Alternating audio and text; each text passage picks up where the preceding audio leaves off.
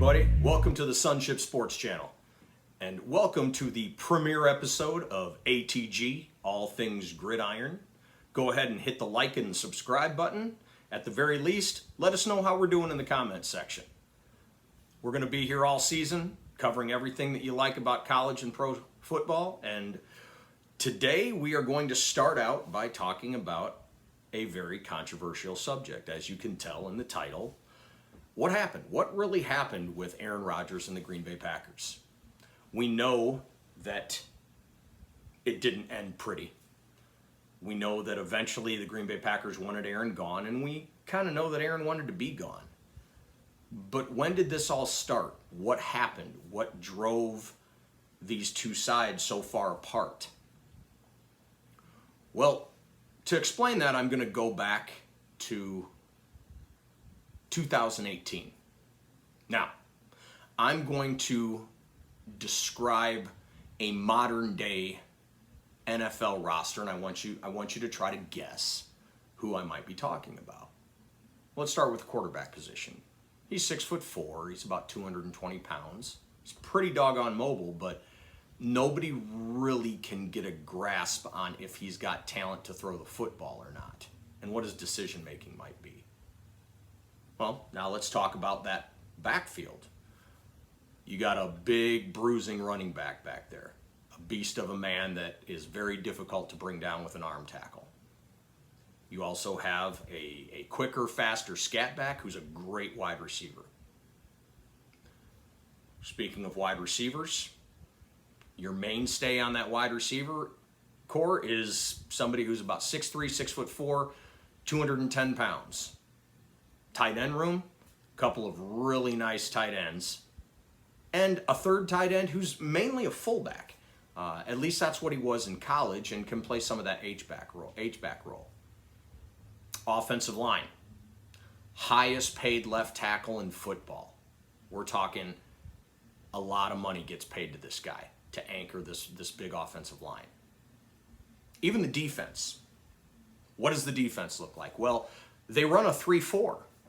They run a 3-4 defense, and that defensive line, one of those defensive linemen is very, very good. The other two are pretty good, but this one guy, he's a perennial Pro Bowler. Looking at the linebackers, you got three guys in that edge rushing room that can really get after the quarterback. Even the secondary, got a pretty high price guy back there who's considered one of the best shutdown corners in the league currently. Now, you may hear that description and think, especially based off of what the title of this video is, he's talking about today's Green Bay Packers. Actually, I'm not. And this starts where the breakup began. I'm talking about the 2018 Tennessee Titans, whose starting quarterback in 2018 just happened to be 6'4", 220 pound, very mobile Marcus Mariota. That big bruising running back, you got it, Derrick Henry. Dion Lewis was that scat back who was a really good receiver.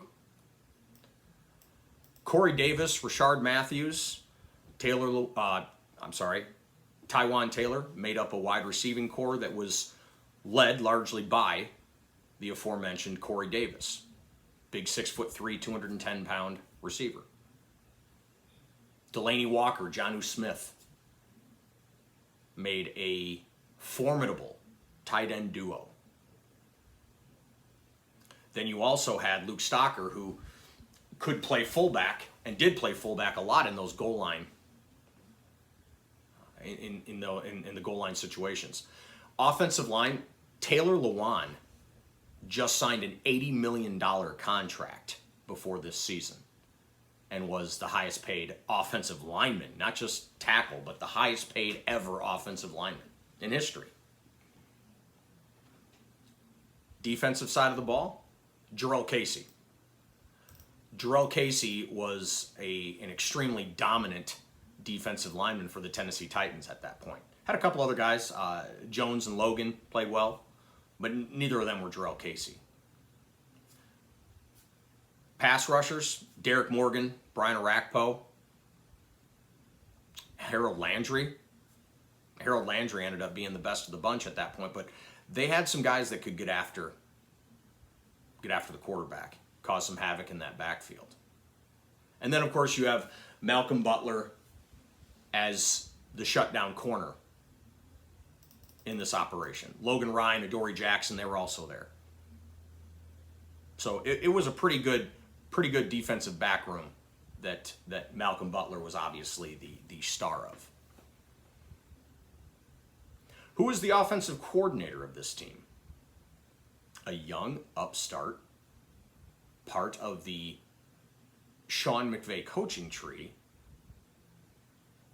Matt LaFleur, current Green Bay Packers quarterback. I'm sorry, current Green Bay Packers head coach. Why does all this matter? Where am I going with this? Why am I boring you with these details? Because there is a lot of speculation about the Green Bay Packers and the 26th pick in the 2020 draft. And that has to do with Jordan Love being selected and being named as the heir apparent or the replacement for Aaron Rodgers. But I'm going to argue here that it wasn't just Jordan Love. Jordan Love, yes, was selected, and he was the shiny piece of that draft for the Packers, which irritated a lot of Green Bay Packers fans as well as their quarterback, Aaron Rodgers, because at the time Jordan Love was selected, T. Higgins and Chase Claypool were still on the board, and the Green Bay Packers had the best wide receiver in football in Davante Adams. Can you imagine if instead of Jordan Love, they drafted someone the size of Chase Claypool with Aaron Rodgers throwing him the football? Or what about a guy with the talents of T. Higgins? Now, I'm not here to defend Aaron or attack the front office of Green Bay or vice versa. That's not what I'm here for. I'm here to lay out the facts and let you kind of choose for yourselves, not necessarily who's right or wrong, but why this kind of ended up the way that it did. We all know that Aaron, much like Brett at the end of his career in Green Bay, got a little moody. Being diplomatic here, but he got a little moody and didn't like playing with his receivers in the offseason or anything like that. He kind of got to that level where he just felt like he shouldn't have to anymore. And I get it. I get it. Once you know you're a first ballot Hall of Famer, maybe all the work that could have been put in wasn't put in. And I think the new front office for Green Bay recognized that. Enter Brian Gutekunst. Brian Gutekunst comes in, replaces the late Ted Thompson, and starts adding some pieces. He drafts Rashawn Gary. He picks up Adrian Amos and Zadarius Smith and Preston Smith in free agency. I remember an interview with Aaron Rodgers after that first year where he kind of smiled and says, "We have a defense now." Okay. Well, yeah, but then the Jordan Love thing happened, and that did not make Aaron happy. And I think it made him unhappy for more than just the Jordan Love pick.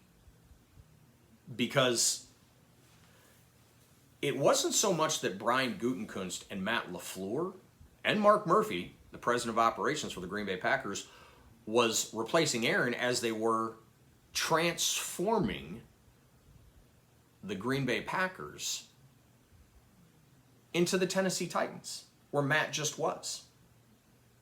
Matt LaFleur was the offensive coordinator for that team that I just described in Tennessee in 2018.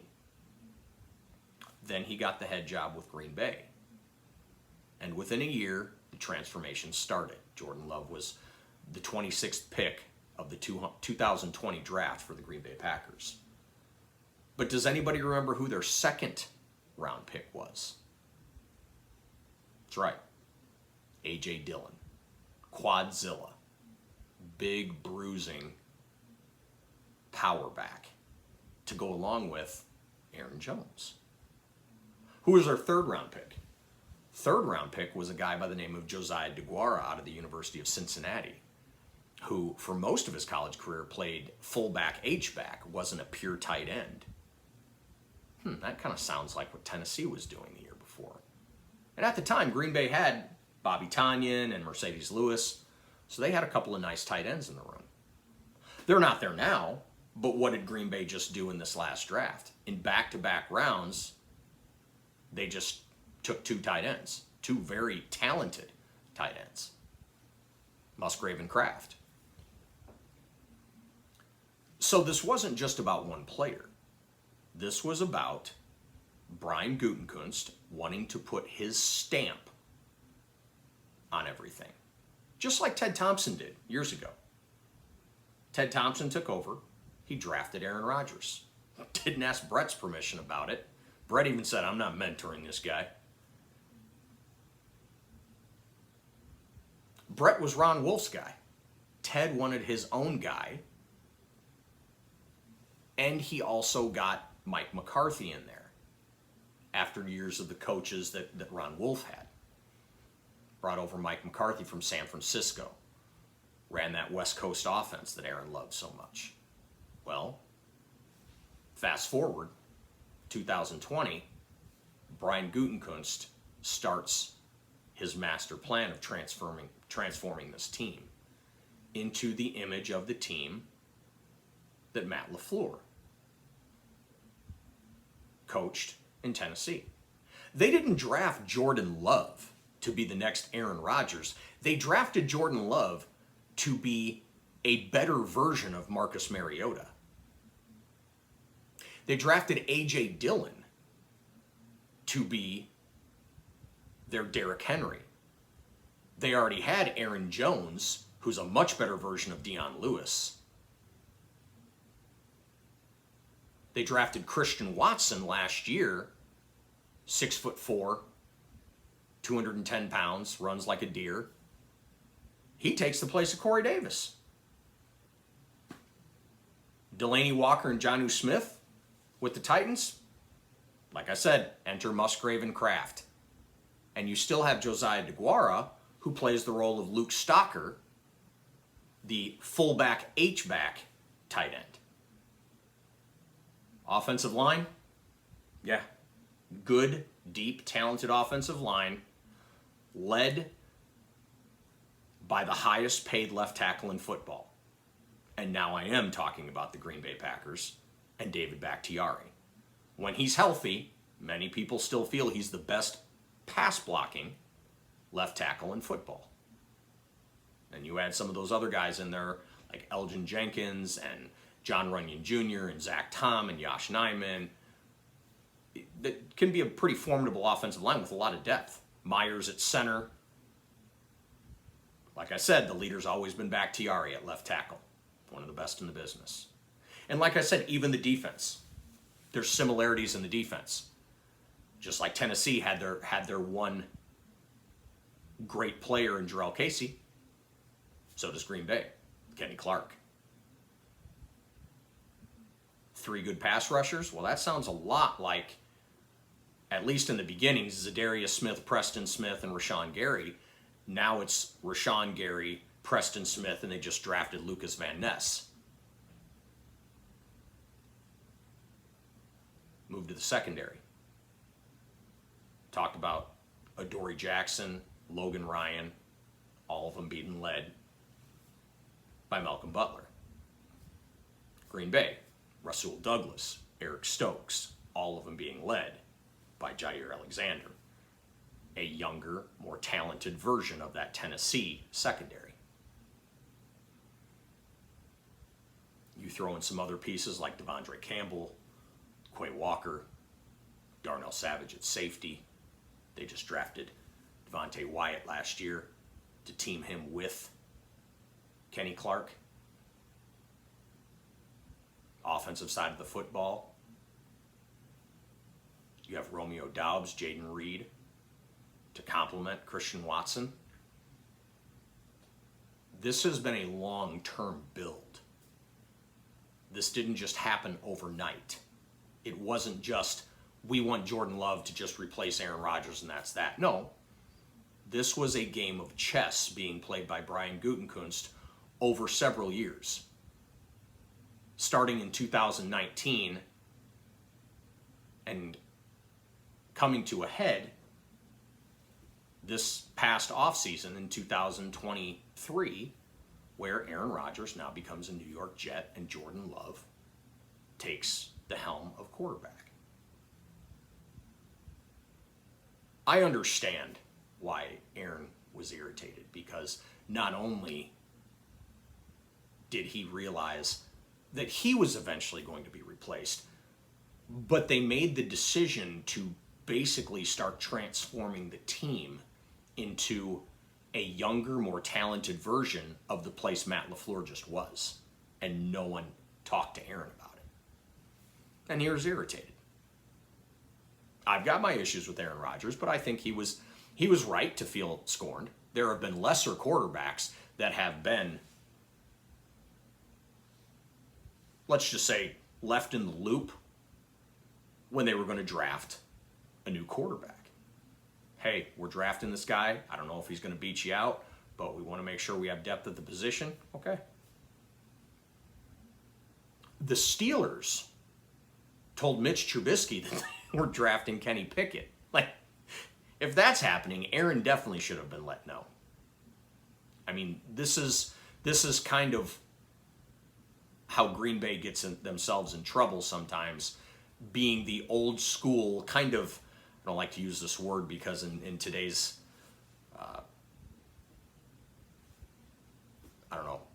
hot button climate, Green Bay's a conservative type of organization. They don't have an owner. It's run like a board of directives. Mark Murphy's the president. There's not one guy that just comes out and starts making all the decisions. There's not a Jerry Jones in the house. There's a lot of people that make that play in the decision making. From Murphy to Gutekunst to LaFleur to all the guys in the scouting room, the salary cap guys. And Green Bay's got some good ones. They've got some good ones, obviously, because they've got a lot of players that are 4th, 5th, and 6th round draft picks that are some of the best in the business now. So they know how to find diamonds in the rough. And they're going to have to perform because they don't have Aaron Rodgers there anymore. But this was always going to be the way this ended up. It was going to be Matt LaFleur's preferred offense. It was going to be Brian Gutekunst, his people that he drafted, that he wants in there. I don't think it's necessarily a slight towards Aaron Rodgers and anything or everything he accomplished. I think there's ego involved in the NFL. There's ego everywhere. And Brian and Matt wanted to put their stamp on the future moving forward. And hey, the jury's still out. I mean, you could still argue the Green Bay Packers have the most talented roster in the NFC North, minus the quarterback position. And that's not saying Jordan Love isn't as talented as everybody else in the division or isn't even more talented. We just don't know. We saw him play a horrible game against the Kansas City Chiefs, and then he played a great game against the Philadelphia Eagles. Which one are we talking about? Now, I think he's probably more the latter. I think that he has gotten a lot of help in the quarterback room over the last year. But it doesn't change the fact that all this stuff went down. And this was just as messy, if not messier, than when Brett left and went to the Jets and then the following year to the Vikings. I mean, this is that level of drama. But yeah, I think that Green Bay, as voiced by John Kuhn, former Green Bay great fullback, said this is the biggest, strongest, and fastest Green Bay Packers team I've ever seen.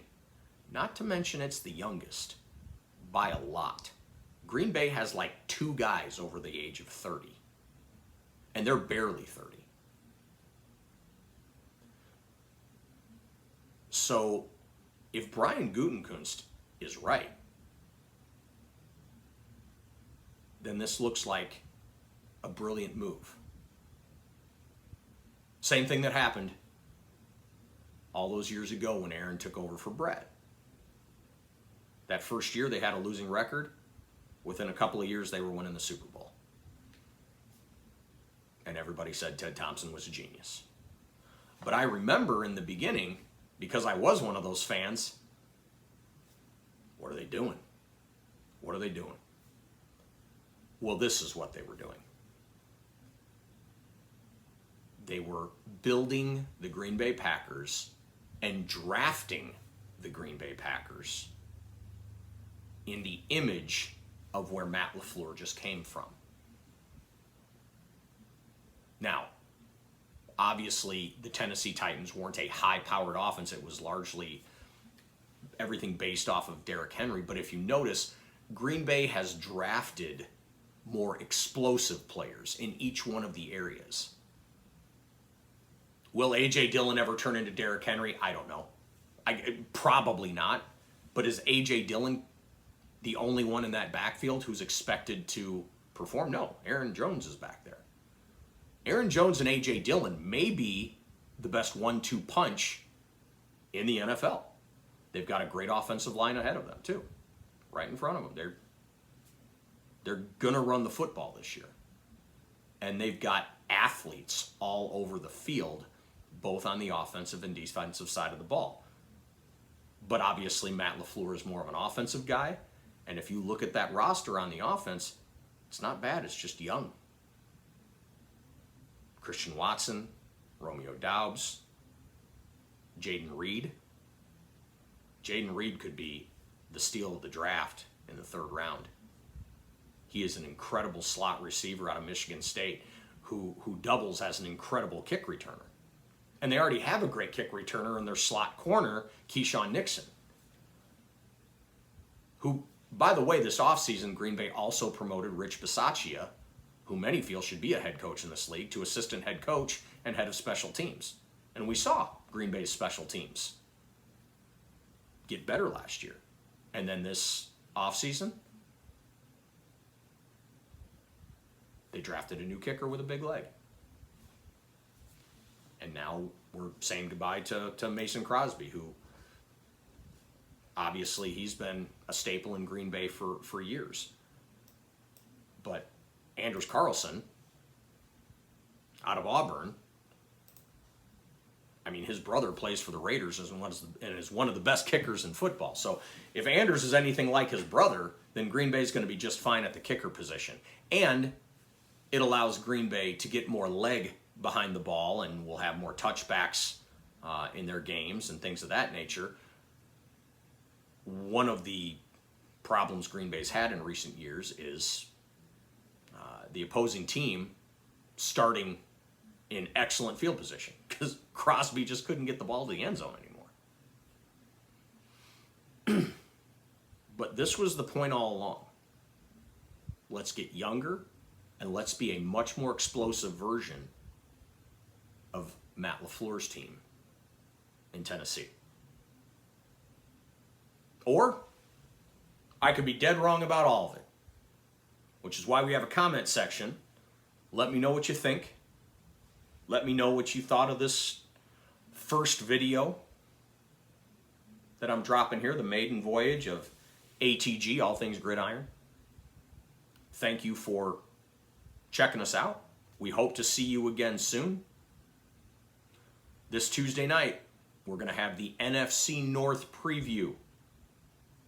Me, Casey, maybe even Matt will show up. Thank you for tuning in. I'll see you guys next time at the ATG.